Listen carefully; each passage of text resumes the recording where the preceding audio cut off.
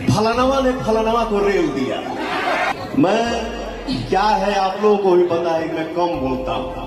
बोलना है बेटा तो या तो मेरे सामने तुम आ जाओ, नहीं तो बोलो हम तुम्हारे सामने आ जाए। ये पवन सिंह नहीं करता है, पवन नहीं करता है, पवनवा नहीं करता है। तो मैं बहुत कुछ हो जाता है तो भी मैं बोलना उचित नहीं समझता। ठीक बा भाई, ते बोल के खुश बा रे, खुश रहो। हम भाया वाला आदमी ना है, हम डायरेक्ट वाला आदमी है कि तो तू आना तो हो तो पवन सिंह।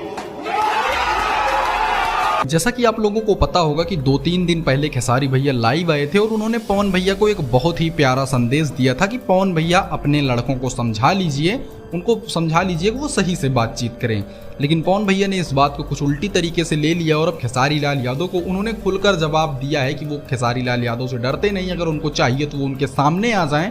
एक नई कंट्रोवर्सी दोस्तों भोजपुरी में खड़ी होने वाली है। वैसे दोस्तों आपको क्या लगता है, खेसारी भैया ने सही कहा था या नहीं कि अपने आदमियों को समझा लीजिए? खेसारी भैया यहाँ पे सही थे या गलत, हमको कमेंट जरूर कीजिएगा।